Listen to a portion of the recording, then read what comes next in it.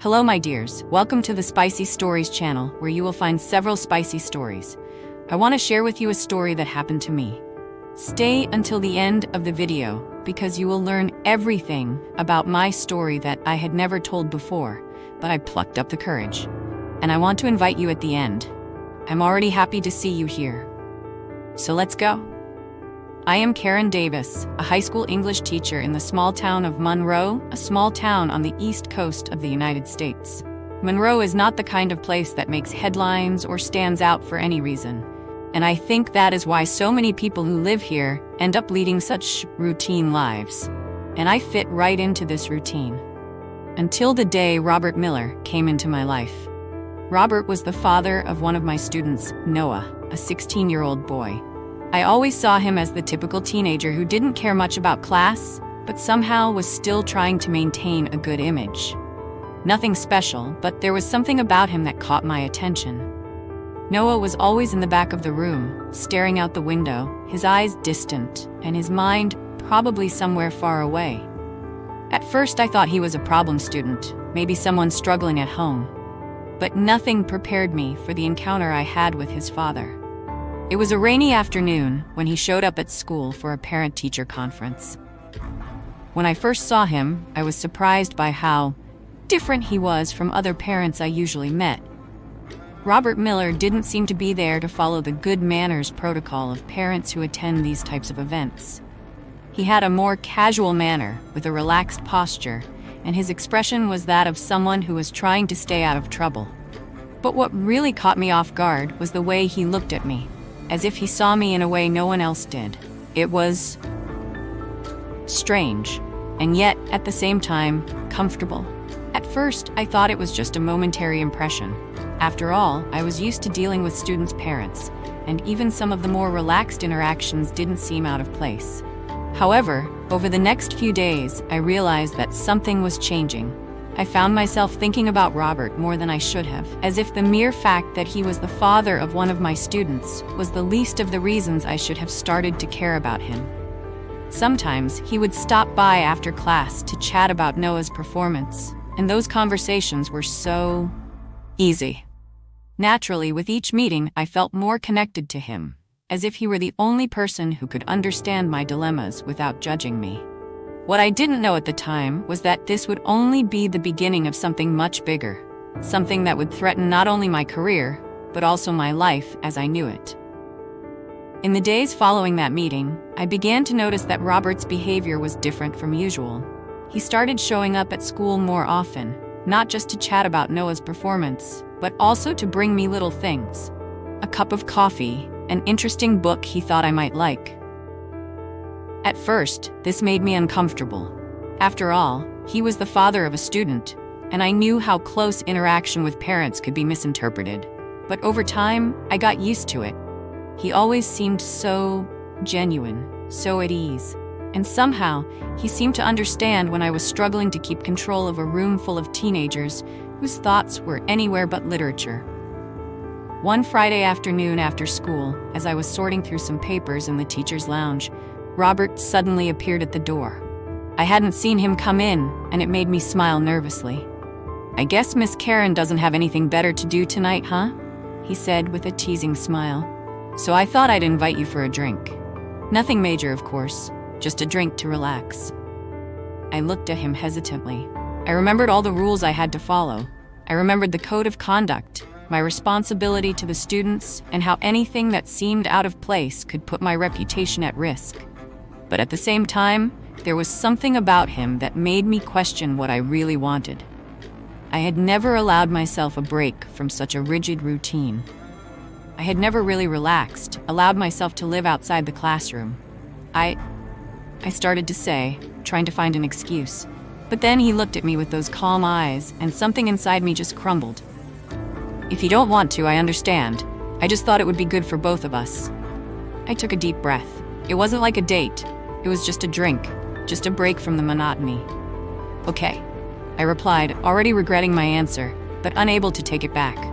We left together. The bar wasn't the kind of place you'd see in a movie, but somehow I felt comfortable there. Robert wasn't trying to impress anyone, and that made me relax. The conversation flowed naturally, and the more I listened to him, the more I realized there was so much more behind the easy smile and relaxed demeanor. He was a man who had his own struggles, his own dilemmas. He wasn't just the father of his student Noah. He was Robert Miller, a man who, like me, was trying to find his place in the world. By the end of the night, when he walked me to his car, I was surprised at myself. Not just for agreeing to go out with him, but for the way I felt. It was like something had changed, a fine line had been crossed. It wasn't just friendship, it wasn't just a drink. It was more. "I know this might be weird, Karen," he said as he looked at me with a seriousness I'd never seen before. "But I really enjoy talking to you. I hope this doesn't make you uncomfortable." I laughed softly, trying to hide the tension in the air. "No, it's not uncomfortable. I enjoy our conversations too." I got out of the car with the feeling that something was beginning to unfold, something that could no longer be ignored. But at the same time, I felt that it was wrong. Very wrong. I was a teacher. He was a father of a student.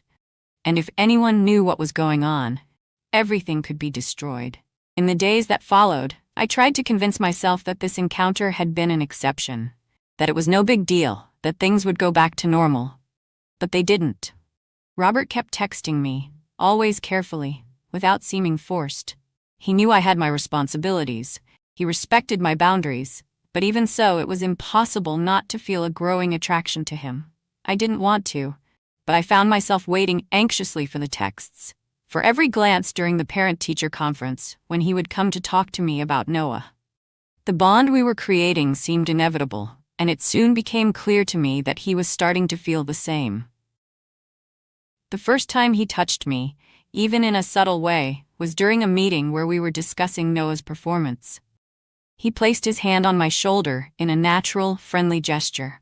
But for me, it was more than that. It was a touch that sent a jolt of electricity through my skin, a sensation I had never experienced before with a man. It made me even more confused. "Karen, I know you're trying to be professional, and I respect that. But I can't help but wonder if you feel the same way I do," he said, looking at me with a sincerity that made me swallow hard. I didn't know what to say. Those words were repeating themselves in my mind, and I knew that once we started talking about what was happening between us, there would be no going back. And that was when the fear really started to set in. The fear of losing everything. The fear that what we were doing was more than wrong. I was a teacher. He was a father of a student. It was a dangerous combination, something that could destroy my career and my reputation. Not only that, but it could also affect Noah, my student. He could suffer the consequences of any scandal involving his father and his teacher. But at the same time, there was something about Robert that made me want to take a risk. Something in me that I could no longer ignore. And when he looked me in the eyes that day, I knew I was on the brink of something I could not control. Something that could change my life forever. From that moment on, the line between right and wrong became increasingly blurred. I felt dizzy, as if I had lost control over something that should never have begun. Each time Robert and I spoke, the words became more charged with unspoken meaning. The texts we exchanged during the night became more and more frequent, and I found myself waiting for them, almost counting the minutes until he would text me something. On one of our dates, he asked me to go to a local coffee shop. There, he was more relaxed, more himself. The conversation felt more natural, and for the first time, the tension that had previously existed between us seemed to have disappeared. "Don't you think it's funny, Karen?" he asked, stirring his coffee cup. "How can two people know each other for so long, but only now things start to make sense? As if, suddenly, the world started to make more sense, just by being here, sharing this moment." I didn't know how to respond. What he was saying wasn't just about us, but about something bigger, something deeper. I knew that what we were doing could have irreparable consequences, but I couldn't walk away. That afternoon was the point of no return. Robert looked at me in a way that made me lose my words. The silence between us became thick, and all I could think about was him, the attraction I felt for him, what would happen if we decided to take this step. It was Robert who broke the silence. "I know we're flirting with something dangerous, Karen, but I can't deny what I feel. I can't deny it anymore. And I know you feel the same way. I don't know what will become of us, but I can't keep pretending that I'm not thinking about you all the time. I was torn. Deep down, I knew that this could ruin everything. My career, my relationship with my students, the impact it would have on Noah's life. But at the same time, how could I deny what was happening? How could I continue to be rational when my heart was being guided by something I couldn't control? I went home that night with my head in a fog, full of questions, afraid of what the future held for us. I tried to rationalize everything, but it seemed that Robert's words echoed in my mind more and more. He was right. With each passing day, it seemed that what we were experiencing became harder to ignore. Over the next few days, the tension between us only grew. Robert and I exchanged meaningful glances, and despite my best efforts to remain professional, I knew that no one else was blind to what was happening.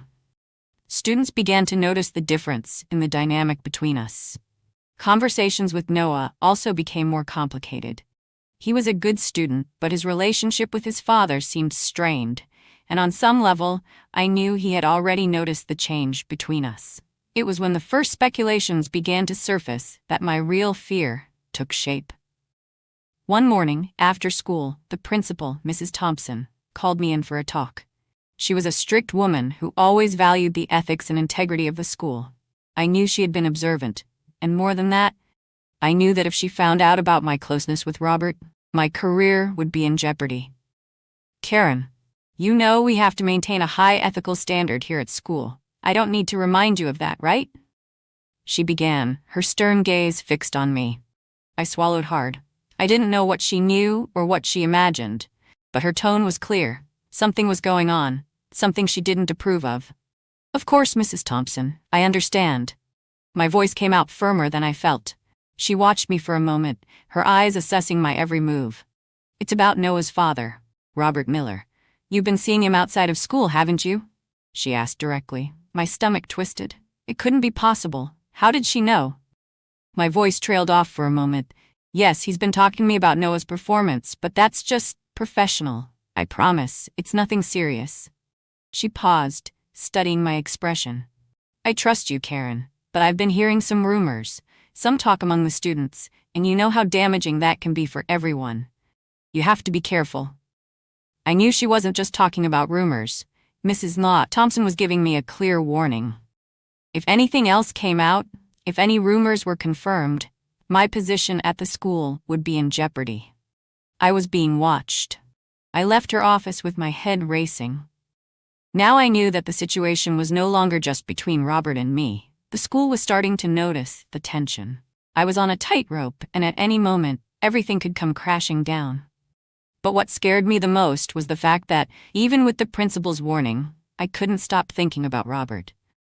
I couldn't erase that desire that grew stronger every day. That weekend, Robert sent me a message, a simple "How are you?" But for me, it was more than enough to make my heart beat faster. "I understand," I managed to say. My voice was weak, but it was the only answer I could muster. I knew the decision had been made, and there was no turning back. The school had no choice but to keep me away, and I no longer had the strength to fight it. That afternoon, instead of heading home as usual, I decided to go to the cafeteria where Robert and I had spent so many afternoons talking. I needed a moment alone to process everything. When I walked in, I found Robert sitting at a table in the corner. He saw me immediately, and when he noticed my face, his smile faded. "Karen, what happened?" he asked with genuine concern. I sat across from him, taking a deep breath. "I can't do this anymore, Robert. The school is watching me, the rumors are circulating, and I can't risk everything. I can't lose my career. I can't hurt Noah. I can't hurt my own life. I'm sorry." He was silent for a moment before leaning forward, looking into my eyes with an intensity I would never forget. "You're doing the right thing, Karen. I understand. And if that's what you need, I won't try to convince you to continue. But know that, for me, it wasn't just a passing fancy. You were more important than that." I didn't know what to say. What could I say to someone who had been so important to me, but who I knew could no longer be a part of my life? I felt a mix of relief and sadness, as if I were saying goodbye to a part of myself that might never return. Back at home, I retreated to my room. The walls, usually welcoming, now seemed to suffocate me. There was a sense of loss in the air, but also of liberation. I was finally walking away from something that was hurting me. Something that, as tempting as it was putting at risk everything I had built throughout my life. In the following days, I was called to the principal's office to formalize my departure.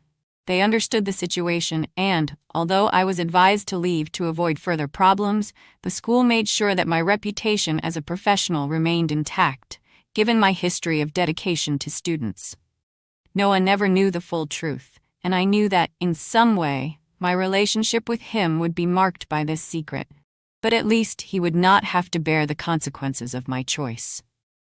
And so, the story between Robert and I came to an end. A story that began with a silent passion, but ended up becoming a bitter lesson about limits, ethics, and the difficult choices that life imposes on us.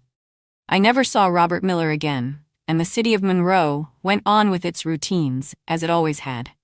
I went back to being Professor Karen Davis, but something inside me had changed. I had learned the hard lesson that not everything is worth it when the risk is too great. And as much as I wished I could go back in time and do things differently, the only thing left for me now was to move on. Life, somehow, always finds a way to follow its course. And in the end, that's what I did. Move on. I'm glad you made it this far. Now I want to invite you to subscribe to the channel if you haven't already, to receive all of our videos. Like, share, and leave in the comments what you thought of my story. I promise I'll read and like your comment. I want to talk to you. I'll stop here and see you in the next video. Okay? See you then.